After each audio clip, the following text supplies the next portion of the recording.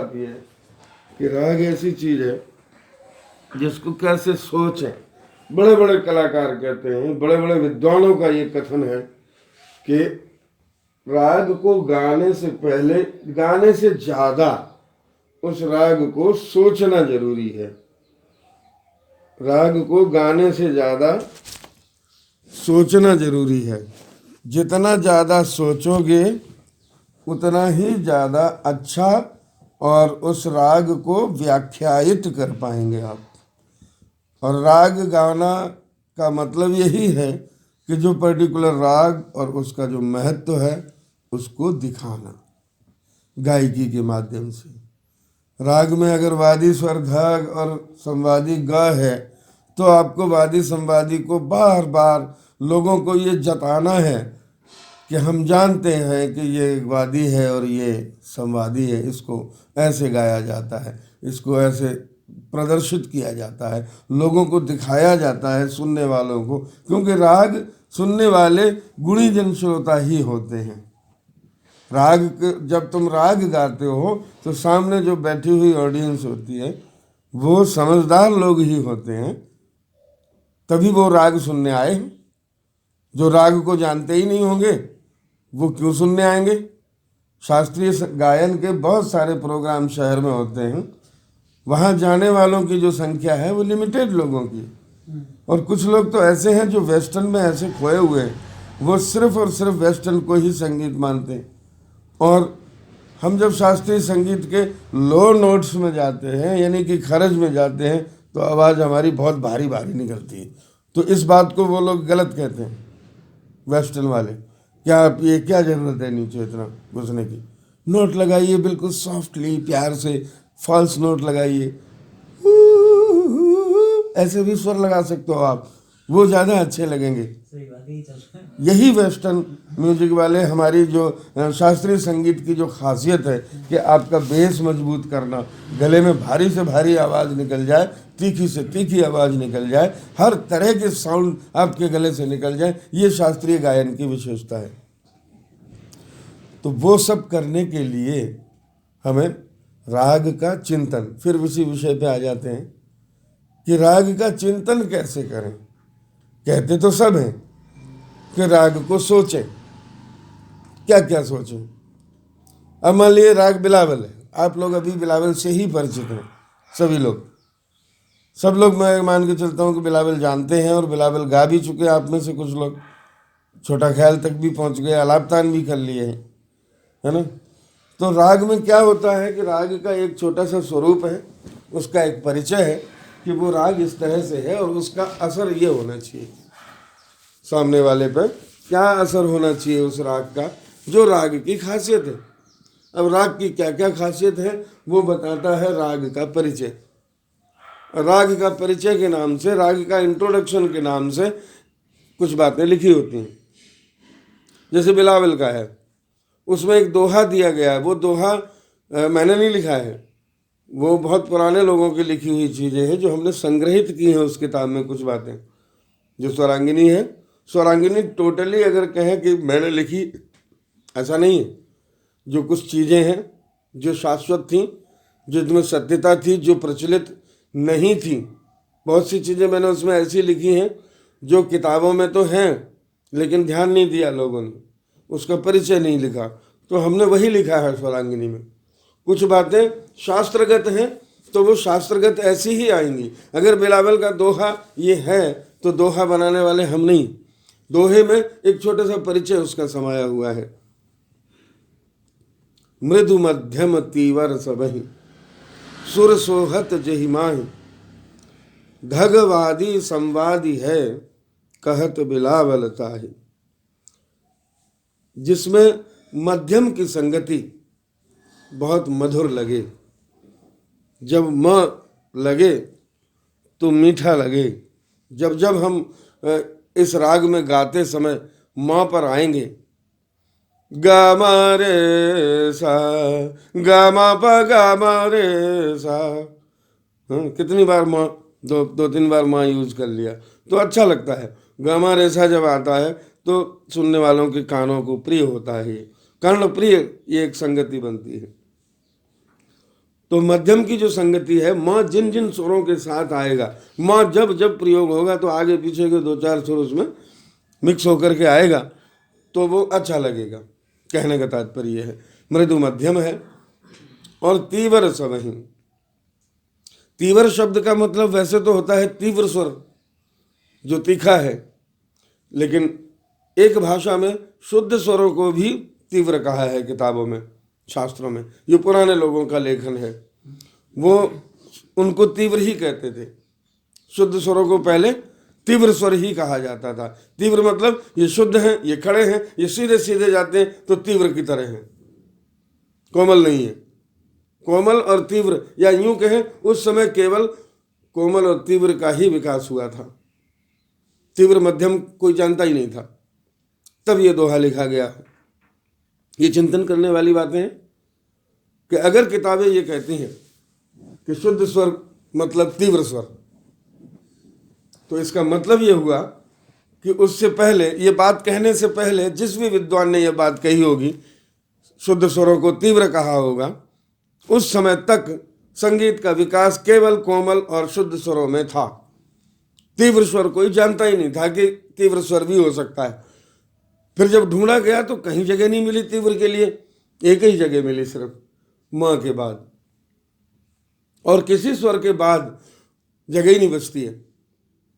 हर स्वर से पहले, हर शुद्ध स्वर से पहले कोमल स्वर है, रे ग ध नि चारों से पहले। पंचम अकेला बच जाता है, उससे पहले देख लो तो तीव्र माँ मिल जाता है, माँ से ऊपर वाला स्वर, और पा के ऊपर वाला स्वर कोमल धा बन जाता है, और कोमल धा के ऊपर वाला शुद्ध धा है। कहीं जगह नहीं, केवल माँ के बाद ही एक स्वर बचता था जिसको हम तीव्र कह सकते थे, उसको कोमल भी नहीं कर पाए, उस माँ को कोमल भी नहीं कह पाए। अब अगर हम ये यूं देखें कि जो तीव्र स्वर है वो तीखा है, तो शुद्ध स्वर है उससे नीचा है, तो हम ये कह सकते हैं माँ कोमल है। इसीलिए इस दोहे में कहा मृदु मध्यम, मीठा, मधुर, कोमल।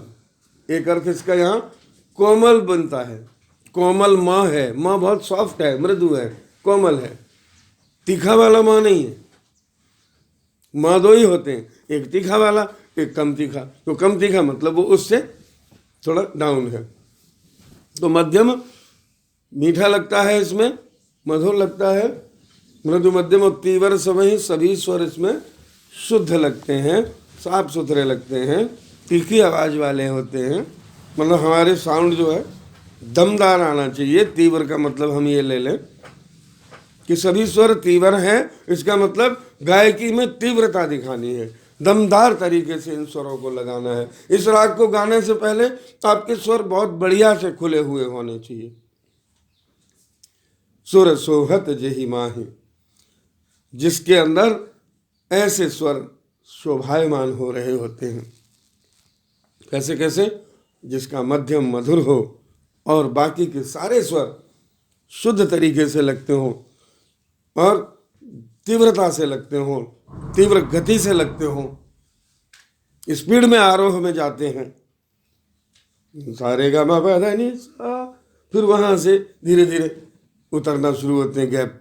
बाकी हर स्वर में बराबर का गैप है जाते समय, तो एक निश्चित गति से चलते हुए हम आगे जाते हैं। तो इसलिए तीव्र तीव्र है सभी स्वर तीव्र गति से चलने वाले हैं, ये भी कह सकते हैं, और शुद्ध हैं सभी स्वर, ये भी इसका अर्थ निकलता है। अब देखिए, चिंतन, राग का चिंतन करना है। हम अभी क्या कर रहे हैं? राग पर विश्लेषण कर रहे हैं, वही चिंतन है। सोचो तो सही कि क्या मतलब होगा इन शब्द का। जब आप शब्द के अर्थ पर जाएंगे तो आपके अंदर से चिंतन की प्रक्रिया प्रारंभ होती है। शाब्दिक अर्थ में नहीं गए तो भावार्थ में कभी नहीं पहुंचेंगे। हमको पढ़ाया जाता था संस्कृत में, हिंदी में, शब्दार्थ और भावार्थ। ये श्लोक है या ये दोहा है, पहले इसका शब्दों का अर्थ लिखिए, फिर कवि यहाँ क्या कहना चाहता है इन शब्दों के माध्यम से, वो होती थी व्याख्या। तो यही काम हमारे राग में भी हो रहा है। जैसे राग का एक छोटा सा पोर्शन दे दिया कि ये इसमें चीजें हैं, अब इनकी व्याख्या करके दिखाओ, अपने हिसाब से उसको व्याख्या करो, वही बन जाते हैं आपके आलाप और वही बन जाती हैं आपकी ताने। आलाप और तान का, आलाप का मतलब क्या है? आलाप मतलब खींचना, लंबा लंबा खींचना, है ना। हम लोग बातचीत में इसका बहुत प्रयोग करते हैं आलाप शब्द का, कि वो तो अपने ही राग आलाप रहे, मतलब वो अपनी ही बात को आगे बढ़ाए जा रहे हैं, बताए जा रहे हैं, अपनी बात को पीछे नहीं ले रहे हैं। दैट इज आलाप। कोई अपना ही राग आलाप रहा है, इसका मतलब वो अपनी ही बात को साबित करना चाहता है और उस पर लगा हुआ है, तर्क देने में लगा हुआ है।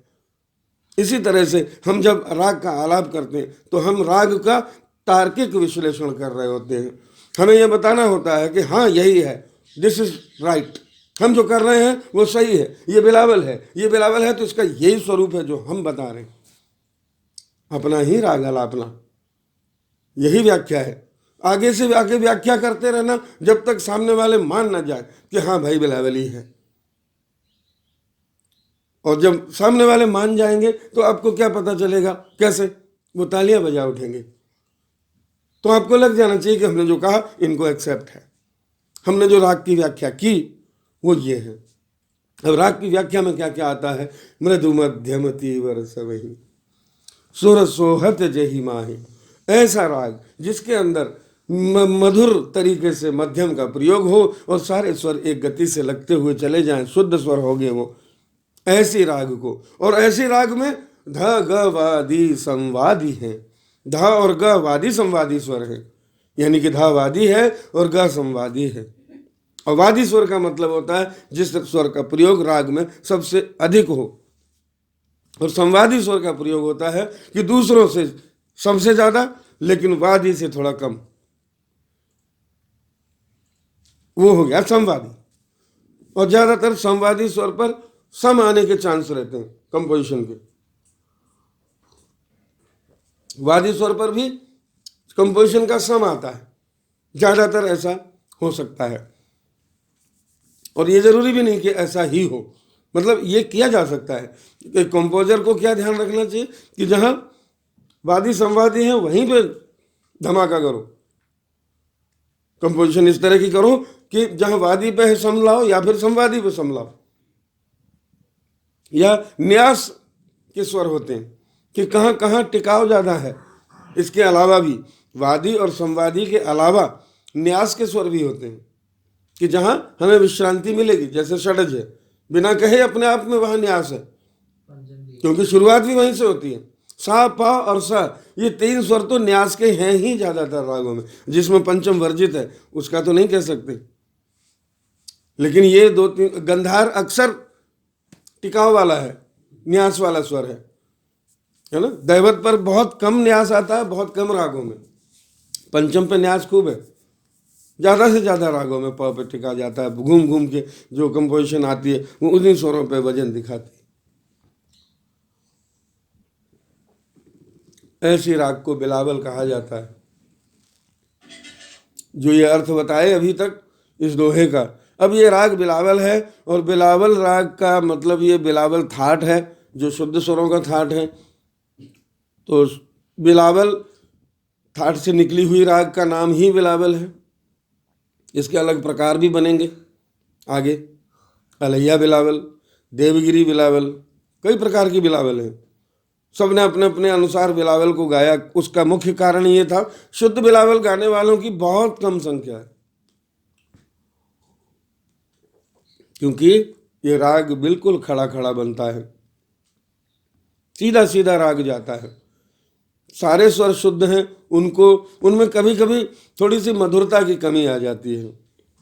जब सारे स्वर शुद्ध लगते हैं तो मिठास की कमी होती है, और मिठास कहाँ आती है? कोमल स्वरों से। तो इसलिए कोई ना कोई इसमें कोमल स्वर का प्रयोग अपने अनुसार विद्वानों ने किया है, बड़े बड़े गायकों ने किया है, और कुल मिला के बिलावल को बिलावल नहीं रहने दिया। इसलिए आप किताबें उठा के देख लीजिए, शास्त्र उठा के देख लीजिए, बिलावल पर ध्यान देने वाले बहुत कम शास्त्र किताबें मिलेंगी आपको कि जहाँ बिलावल की बंदिशें एक से अधिक मिल जाएं आपको। हर राग में एक से अधिक बंदिशें लिखी हुई हैं किताबों में, लेकिन बिलावल एक ऐसा राग है जिसके नाम पर सिर्फ थोड़ा सा परिचय और थोड़ा सा ये सरगम गीत और एक दो ख्याल मिल जाएंगे आपको। बस, वरना तुरंत अलैया बिलावल में कन्वर्ट कर देते हैं लोग इसको, निषाद को कोमल करके तो फिर इस राग को गाने लग जाते हैं। क्योंकि शुद्ध सुरों में टिके रहना बहुत देर तक, पूरी राग के समय तक 3 घंटे, ये बहुत मुश्किल हो जाता है बिना मेलोडी के। और मेलोडी तभी उत्पन्न होती है जब उसमें कोई ना कोई कोमल स्वर लग जाता है, कोई ठाट बदल जाता है।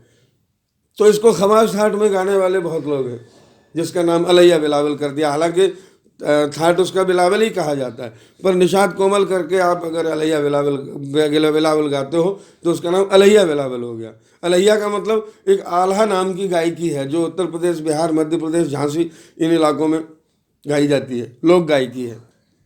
तो उन लोगों को जो म्यूजिक नहीं सीखे थे वो आल्हा गायकी करते थे, जब लोक गायकी, तो उस आल्हा कहते थे उस लोक गायकों को। आल्हा, ऊधल, मलखान और सुलखान, ये 4 भाई थे।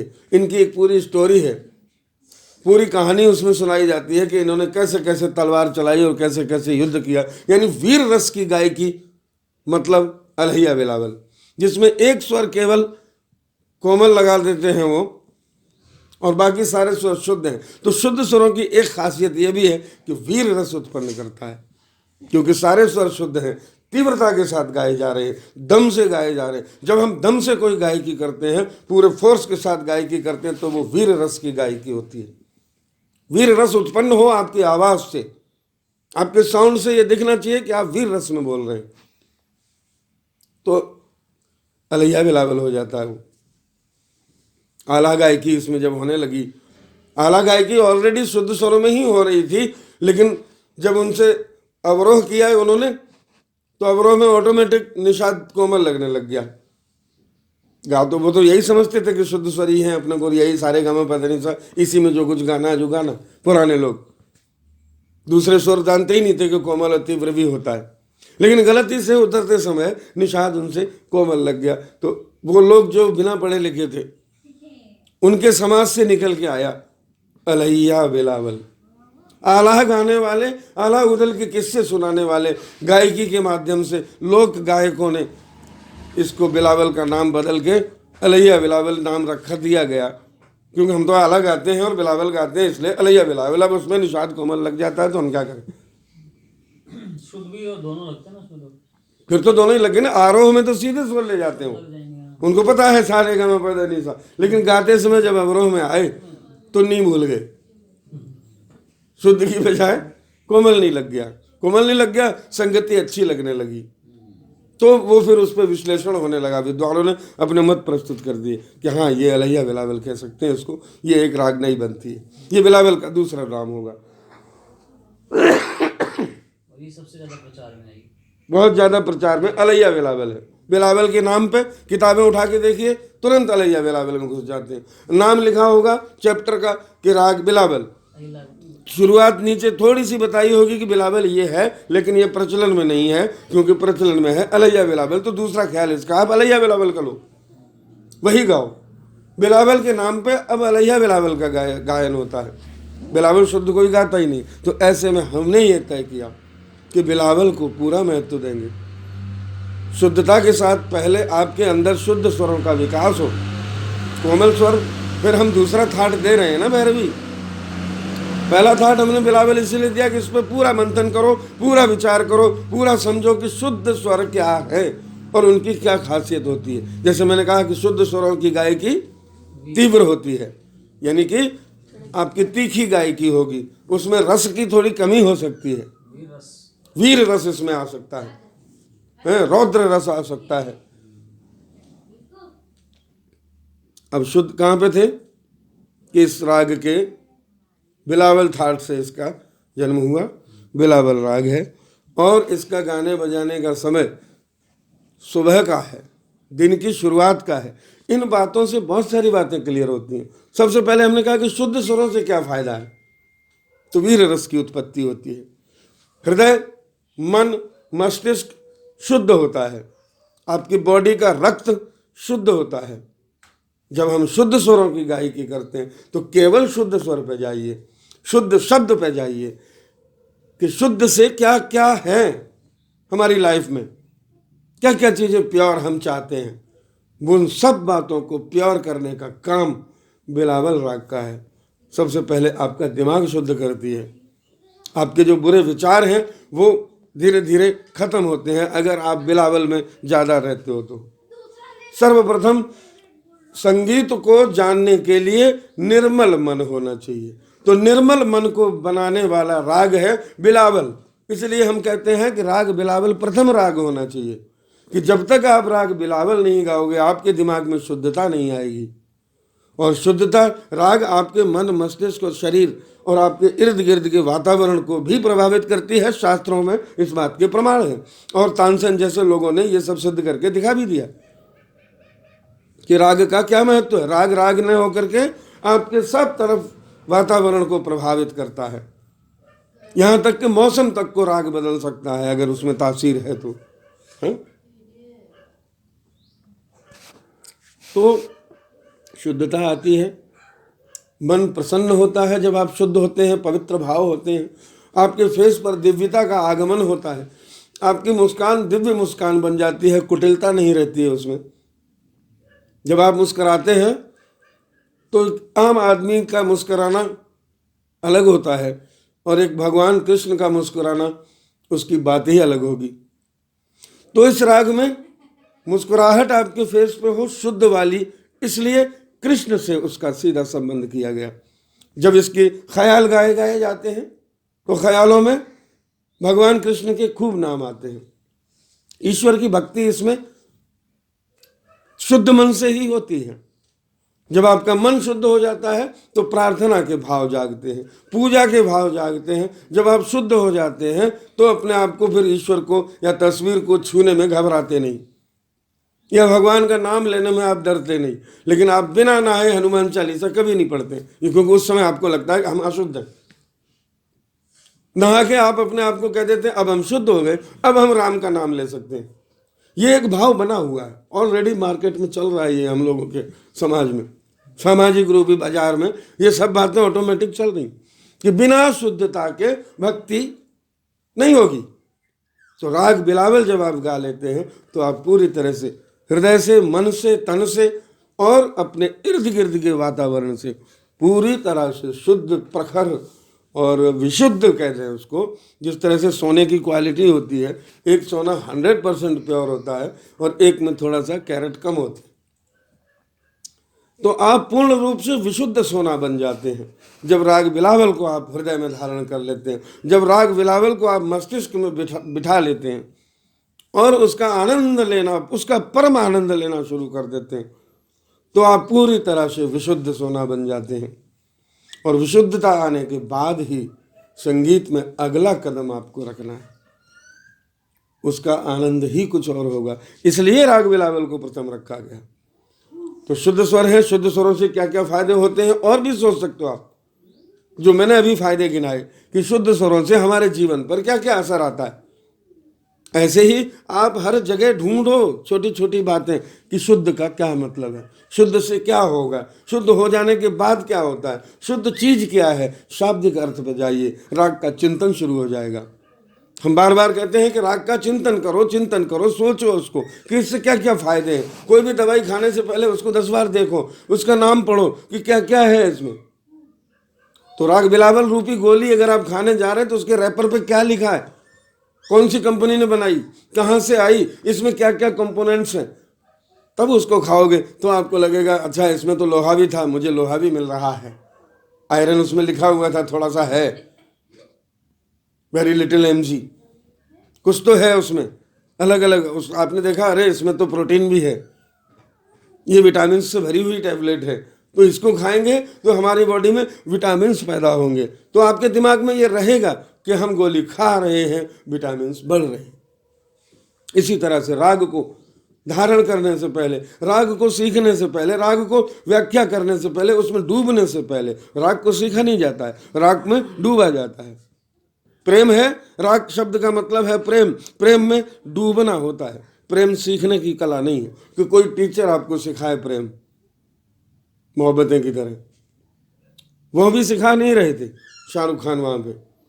मोहब्बतें में भी प्रेम तो अपने आप उत्पन्न हो गया था, उन्होंने तो हवा दे दी थी। तो हवा देने वाले कुछ लोग हो सकते हैं, पर प्रेम तो पैदा होता है, प्रेम में डूबा जाता है, प्रेम में सब कुछ भुला दिया जाता है। सिर्फ वही होता है जो अभी आपके साथ है। अगर आपके साथ राग बिलावल है तो बिलावल से प्रेम है आपको, आप बिलावल के प्रेमी हैं, बिलावल आपकी प्रेमिका है, कुछ भी समझ सकते हैं, और उसमें ही डूबना है। उसके अलावा हमें और कोई दिखाई नहीं देता है। हमारे शत्रु दुश्मन बहुत सारे लोग हमारे इर्द गिर्द मित्र खड़े होंगे, हमें किसी की परवाह नहीं, क्योंकि हम तो प्रेम में डूबे हुए हैं। तो प्रेम में इस तरह से डूबना है, राग में इस तरह से डूबना। राग मतलब, मैं बार बार कह रहा हूँ, राग शब्द का मतलब प्रेम है, लगाव है, जुड़ाव है, कि राग हो गया। मीरा को प्रभु से राग हो गया था। वैराग्य क्या मतलब है? राग से दूर, प्रेम से दूर हट गए, वो वैरागी हो गए। तो राग, विराग, अनुराग, इन शब्दों पे अगर जाएं तो हमें पता चलता है कि राग का असली अर्थ क्या है। फिर राग में, प्रेम में क्या उठता है? प्रेम से क्या उत्पन्न होता है? ख्याल। तो जब हम प्रेम में डूब जाते हैं तो ख्यालों में खो जाते हैं। तो ख्यालों में फिर क्या क्या आता है? विचार कैसे कैसे चलते हैं प्रेम में एक दूसरे के प्रति, कि मैं तुम्हारे बिना जी नहीं सकता, मैं तुम्हारे बिना मर जाऊंगी, तुम्हें देखे बिना चैन नहीं,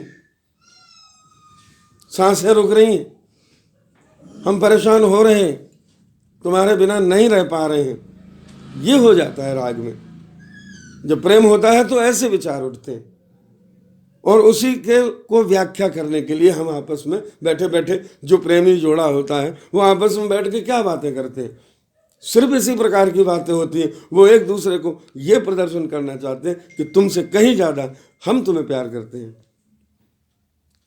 जितना प्रेम तुम हमसे करते हो उससे 100 गुना मैं करता हूँ। ये एक दूसरे को, मित्र होते हैं, मान लो दोनों जेंट्स मित्र हैं, मेल, तो वो भी यही कहना चाहते हैं ना दोस्ती में, कि तेरे लिए जान हाजिर है, मर जाएंगे तेरे लिए हम। वो भी यही कहता है, अरे यार तू कभी भी मेरे को आजमा लेना, हम तुम दोनों एक ही हैं। तो राग का मतलब ये है। तो जब हम उन स्वरों में खोएंगे तो हम एक दूसरे के लिए मर मिटने के लिए तैयार हो जाएंगे। वहां पे उस राग का कोई खंडन नहीं कर पाएगा, उस प्रेम को कोई काटने नहीं आएगा, क्योंकि राग की जिम्मेदारी आपकी है। आप उस राग से इतना प्रेम कर बैठे कि बस खो गए, सब भूल गए कि कोई है भी, कोई सुन भी रहा है मेरी आवाज। आपको कुछ दिखाई नहीं देता। आपको पता है जब प्रोग्राम होते हैं तो पब्लिक को अंधेरे में बिठाया जाता है, रोशनी कलाकार के ऊपर होती है, पब्लिक अंधेरे में, जनता की तरफ उसको पता ही नहीं। उसको क्यों ऐसा किया जाता है प्रोग्राम्स में, कि कलाकार को सिर्फ ये लगना चाहिए कि मैं ही हूं, मेरे अलावा और यहाँ कोई नहीं है, मैं हूं और मेरी राग है। और हम दोनों अब आपस में इतना प्रेम करेंगे कि हमें कोई देख ही नहीं रहा, हमें कोई देख ही नहीं रहा है। हम दोनों आपस में इतना प्यार कर लेंगे कि प्यार की हदों पार कर जाएंगे, मोहब्बत को तोड़ देंगे, उसकी सीमाएं पार कर जाएंगे। इतना एक दूसरे से प्यार करेंगे जब उनको ये महसूस हो जाए कि हम अकेले हैं, कोई नहीं दिखाई दे रहा, यहाँ मुझे कोई देख नहीं रहा है, हम लोग अब एक दूसरे के में खो सकते हैं। तो ठीक इसी प्रकार से राग में भी आप उसी तरह से खोना है। जो मोहब्बत वहाँ है शारीरिक रूप से है, वो मानसिक रूप से राग के शब्दों में, राग की गायकी में, राग की व्याख्या में आप इतने खो जाएं कि आपको कोई दिखाई नहीं दे। फिर बाद में पता चले देखने वाले तालियां बजा रहे थे, ओह क्या बात है, आप तो बहुत बढ़िया मोहब्बत कर बैठे। ऐसी मोहब्बत जिसकी मिसाल दी जाएगी, इतनी शुद्ध, इतनी पवित्र बिलावल, इतनी शुद्ध मोहब्बत, इतनी पवित्र मोहब्बत आपकी जब देखी दर्शकों ने तो तालियां बजाई, तालियां बजती रही, तालियों की गड़गड़ाहट होती रही और आपको आनंद आया। आपने देखा कि हमने जो भी किया वो बहुत अच्छा किया।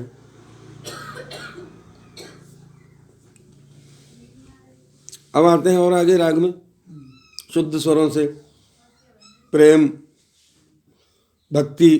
अब चूंकि इसका समय प्रातः काल का, दिन की शुरुआत है, तो तरक्की वाले गाने, प्रोग्रेसिव वर्ड्स हैं। अगर राग शुरू होती है तुम्हारी सूर्य उदय पर, इसका मतलब दिन का प्रारंभ है, सब अपने अपने कामों में लगेंगे, सब अपना अपना विकास करेंगे। आज के दिन का जो सूरज निकला है उसका लाभ उठाएंगे, यानी कि प्रगति का सूचक है। सूरज जब निकलता है तो धीरे धीरे धीरे धीरे उसकी उन्नति होती है। तो उन्नति काल का ये राग है, प्रगति काल का ये राग है, लालिमा बढ़ने का राग है, आपके अंदर तेज बढ़ाने का राग है, सुनने वालों को भी और गाने वालों का भी उत्साह बढ़ता है, तेज बढ़ता है, क्योंकि हम प्रगति कर रहे होते हैं उस समय पे। एक एक पल सूरज चढ़ रहा होता है, एक एक पल सूरज में शक्ति आ रही होती है, एक एक पल लोगों में चेतना भरती हुई जा रही है। जैसे जैसे सूरज उगता है वैसे वैसे चेतना बढ़ती है, उत्साह बढ़ता है। तो इस राग से इन शब्दों को भी दिखाया जा सकता है। ये भावों को अंदर से सोच के अगर हम गाएंगे तो हमारी उन्नति होगी। इसलिए राग में उन शब्दों का प्रयोग किया जाता है जो प्रगति सूचक हैं, जो प्रार्थना सूचक हैं। जन गण मन अधिनायक जय हे, सारे शुद्ध स्वर हैं। प्रातः काल झंडा फहराया जाता है, बिलावल का प्रयोग किया जाता है, सारे शुद्ध स्वरों का प्रयोग होता है। प्योर बिलावल में क्यों जनगण मन की रचना की गई? क्योंकि इसका वही समय है। जैसे ही सूर्य उदय होगा, हमारे संसद पे, हमारे घरों में, जहाँ भी हमें झंडा फहराने की अनुमति है वहाँ हम ध्वज को फहराएंगे। सुबह के समय पे सूर्य उदय की उधर से रोशनी पड़ती जाएगी। आप देखिए झंडे के सीन कहीं भी आपको दिखाई देते हैं तो सूर्य उदय का उसमें दृश्य जरूर होता है। सूरज की रोशनी, सूरज की किरणें उस ध्वज पर पड़ रही होती हैं और ठंडी ठंडी हवा लहरा रही होती है। इसीलिए जनगण मन बिलावल में है। तो हम कह रहे थे कि प्रातः काल से संबंधित इतनी सारी अच्छाइयाँ हैं। गायों को चराने के लिए निकलते हैं, प्रातः काल का समय है। दूध बेचने वाले निकलते हैं, प्रातः काल का समय है। हर आदमी अपने काम पे चलता है, प्रातः काल का समय है। घर में सफाई की जाती है, शुद्धता लाई जाती है, प्रातः काल का समय है, बिलावल का समय है। पूजा की जाती है, अगरबत्ती जलाई जाती है, प्रातः काल है, सवेरा है। सवेरा तो आपके जीवन के विकास का प्रतीक है। रात अंधकार का प्रतीक है जो आपको पतन की तरफ ले जाती है, और सवेरा होते ही आप में फिर से जान आ जाती है। तो आपके अंदर जान फूंकने का काम कर रहा है राग बिलावल। आपको जीवन देने वाला राग है बिलावल। प्रातः काल में और क्या क्या हो सकता है आप सोचिए। चिंतन इसी को कहते हैं कि राग का चिंतन कैसे करें, कि राग को सोचें कैसे, कि इस राग की क्या क्या खास बात है। जैसे मैंने अभी एग्जांपल आपको टैबलेट का दिया कि भाई टैबलेट पे लिखा हुआ है कि इसमें क्या क्या चीज है। अब वो चीजें क्या क्या है वो आपको जानना है, नहीं पता है तो मीनिंग ढूंढो कि भाई इसमें मान लो कुछ लिखा हुआ है इंग्लिश में, उसमें लिखा जिंजर, इसके अंदर जिंजर भी है, आपको पता ही नहीं जिंजर का क्या अर्थ होता है, तो आप कैसे जानोगे कि इसमें जिंजर भी है?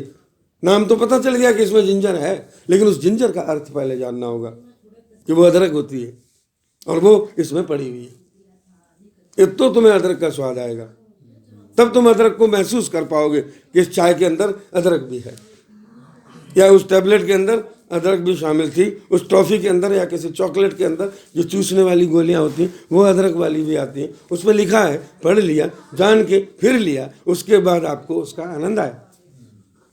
यही हम कहना चाहते हैं कि राग को जानो, समझो, पढ़ो और उसकी पूरी जानकारी करो, फिर गाओ, तो देखिए क्या होता है, उसका आनंद ही अलग होगा। इतने सारे शब्द समझ लेने के बाद अब बिलावल में जान डालेंगे आप। तो प्रातः काल के समय से इतनी सारी बातें निकल के आती हैं। इसी तरह से एक एक पॉइंट पर विचार करो। सारे स्वर शुद्ध लगते हैं, इसमें संपूर्ण जाति है। अब संपूर्ण जाति का मतलब क्या है? सातों स्वर लग रहे हैं, सारे स्वर लग रहे हैं, इसलिए जाति संपूर्ण हो गई। और संपूर्ण संपूर्ण हो गई, यानी आरोह में भी पूरे, अवरोह में भी पूरे स्वर। तब संपूर्ण शब्द सुनते ही कहाँ कहाँ दिमाग जाता है, व्याख्या करिए, सोचिए, व्हाट इज संपूर्ण। अगर वो उसकी जाति संपूर्ण है तो राग में संपूर्णता का क्या अर्थ है? संपूर्ण शब्द को का मीनिंग जानने की कोशिश करिए, यानी कि पूरा। संपूर्ण मतलब सब कुछ आपको प्राप्त होने वाला है, सब आ गया इसमें। और सब कौन है? संपूर्ण एक ही है, परब्रह्म। ईश्वर ही संपूर्ण है, वही संपूर्ण ब्रह्मांड है, वही अनंत ब्रह्मांड है। जो अनंत है वो संपूर्ण है, यानी कि आपके अंदर संपूर्णता का विकास होने वाला है। जब आप इस राग की वही प्रेम वाली साधना करेंगे तो आप संपूर्णता की तरफ से बढ़ेंगे आगे। आपको अगर पूर्ण होना है, आपको संपूर्ण बनना है, आपको अनंत बनना है, तो राग बिलावल की साधना करिए। आपको प्रगति करनी है, राग बिलावल। आपको उन्नति के मार्ग पर आगे बढ़ना है, आपको नया सूरज उगाना है, तो राग बिलावल। कुछ यूनिक करके दिखाना है, राग बिलावल। जीवन के मंत्र है ये। इस तरह से राग को सोचो, और सोच करके संपूर्ण शब्द के बहुत सारे अर्थ होते हैं। कहाँ कहाँ पूर्णता आप प्राप्त कर सकते हैं, तो सिर्फ इसमें इतना ही लिखा है कि राग की जाति का नाम है संपूर्ण। और संपूर्ण संपूर्ण 2 बार, यानी कि पूरी तरह से संपूर्ण, कोई कमी न रह जाए संपूर्णता में। और जो अनंत है, जिसका एंड नहीं, वही संपूर्ण है। संपूर्ण की कोई विराम नहीं है कि यहां पर पूरा हो गया, चलते जाओ आगे और भी है। जैसे क्षितिज दिखाई देता है, हर जगह आपको लगता है कि आकाश और जमीन धरती पर रखे होंगे, लेकिन वहां तक पहुंचो तो पता चलता नहीं, इससे तो अभी और दूर है। दैट इज अनंत। वही अनंत है, वही संपूर्ण है। ईश्वर ही संपूर्ण है और कोई संपूर्ण नहीं है। ईश्वर ही अनंत है, ब्रह्मांड ही अनंत है, वही ईश्वर है। तो इसलिए हमने कहा हमारा रास्ता भी उधर ही जा रहा है, द वे टू यूनिवर्स।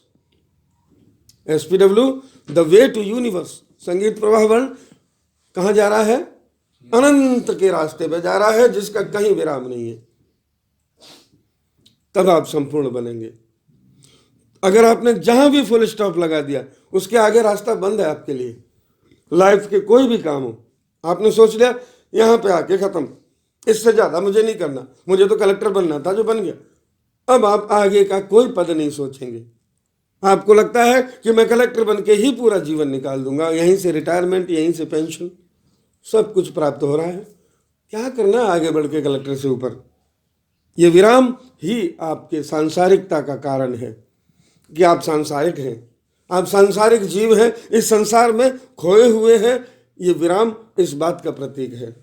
और जिस दिन आप विराम हटा देंगे अपने किसी भी सेंटेंस के आगे से, उस दिन ये गुंजाइश रहेगी कि आगे और लिखना है। डॉट डॉट डॉट डॉट में चलो, कहीं भी कॉमा या विराम मत करो। जहां कॉमा या विराम आता है वहां पे अवनति का प्रतीक है, वहीं पे आपका विकास रुक जाता है। आपको विकास करना है तो विराम मत लगाइए, बस चलते रहिए। इसी को उन्नति कहेंगे, इसी को प्रगति कहेंगे, इसी को संपूर्णता कहेंगे कि आप लगे हुए हैं। हार या जीत तो मैदान की बात है, आपके मन की बात नहीं। आपकी हिम्मत में हार या जीत शब्द के मीनिंग नहीं छुपे हैं।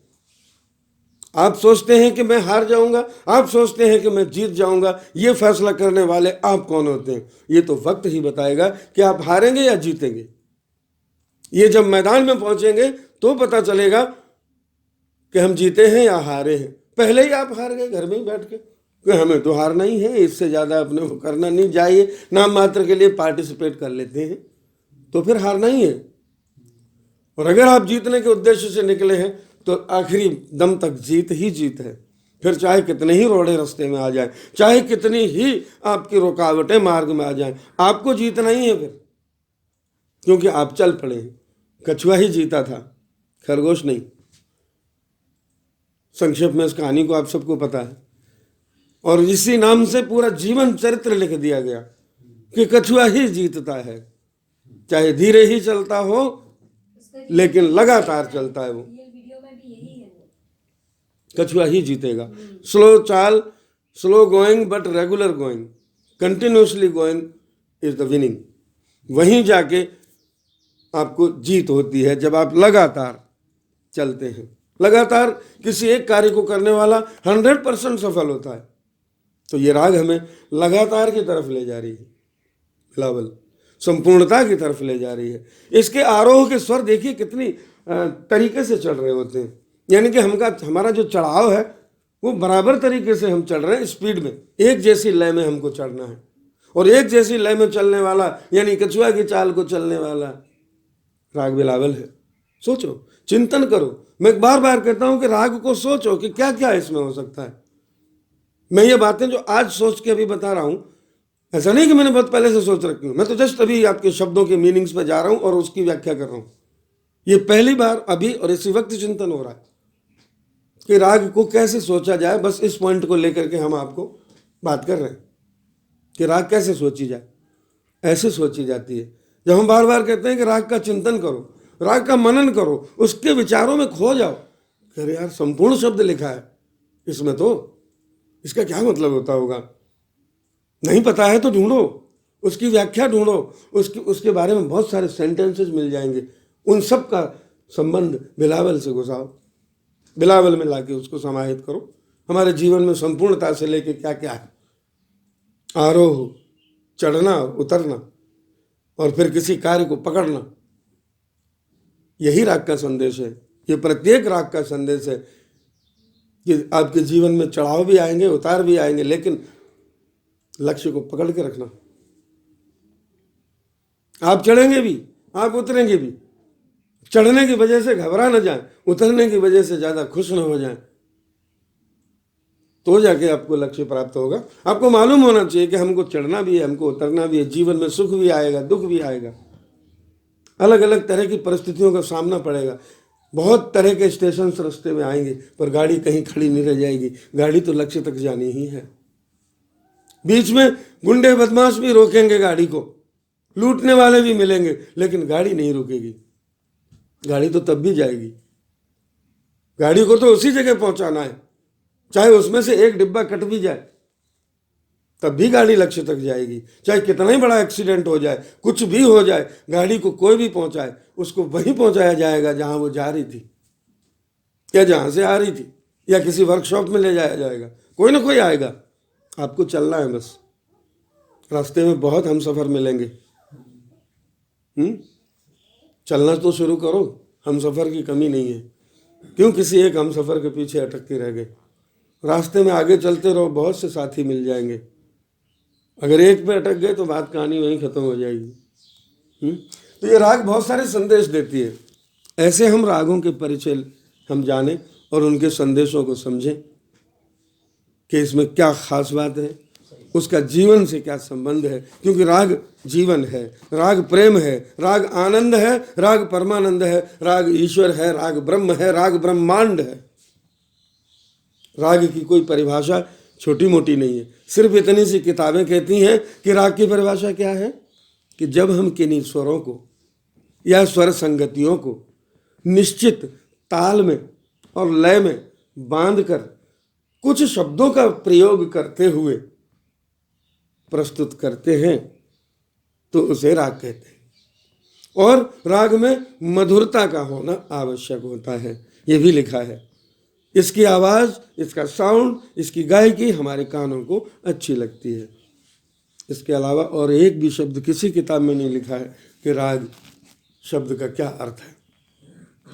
और हमने जो आपको अभी राग शब्द का अर्थ समझाया, ये अनुभव के आधार पर समझाया कि राग राग नहीं, जिसको आप एक वस्तु या एक चैप्टर या एक लेसन समझ के पढ़ रहे हैं, वो चीज़ है नहीं। एक्चुअली वो बहुत महान है, वो ब्रह्मांड है, वही सब कुछ है, वो प्रेम है। और प्रेम सबसे बड़ा शब्द है। सबसे बड़ा शब्द है जुड़ाव, लगाव, जो रह नहीं पाता है। एक्चुअली लगाव जहाँ भी हो वो बरकरार नहीं रह पाता है, प्रॉब्लम ये है। लेकिन राग अगर है तो जुड़ जाता है, फिर वो चिपक जाता है, फिर हिलता नहीं है और आगे बढ़ता रहता है, बढ़ता रहता है। बस आगे चलने का काम है। राग की कोई एंडिंग नहीं। माना कि इसको एक निश्चित समय सीमा में बांधा गया है कि आपका गायन वादन समय ये हो, इस समय पे गाओगे बजाओगे तो शुद्धता तो आएगी ही, मधुरता आएगी। राग के सारे जो लक्षण है, जैसे कहा ना, सुबह की गोली है तो सुबह ही खाओगे ना, शाम को खाओगे क्या उसको, तो क्या असर आएगा? गोली का असर तो तब भी होगा, लेकिन उतना नहीं होगा।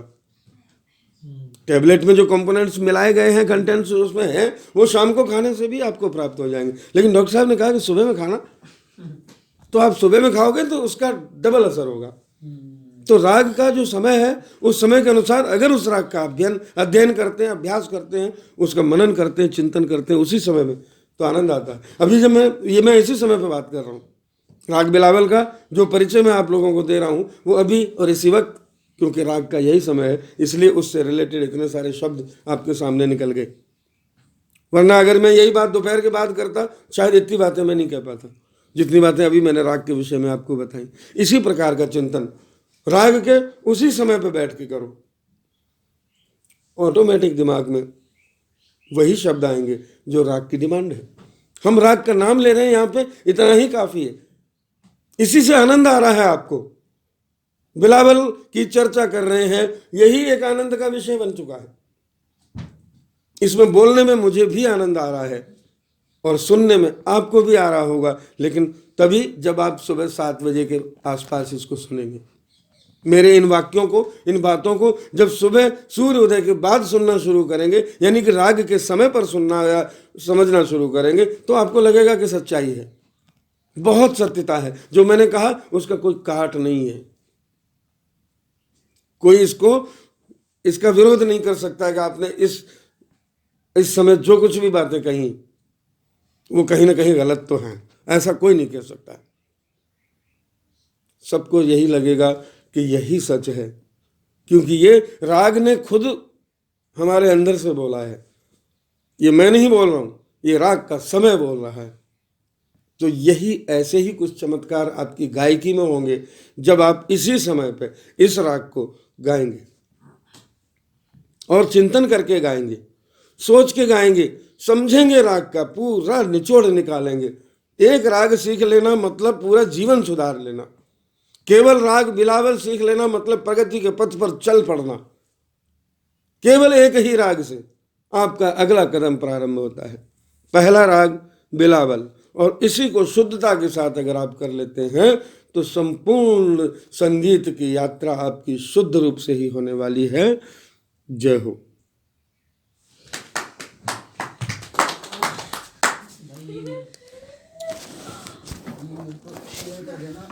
शेयर मत कर देना, इसको वहां पहुंचाओ पहले, उसकी बात करना अगुआ के पास। रोकना इसको, कार्ड मत दियो इसको आराम से।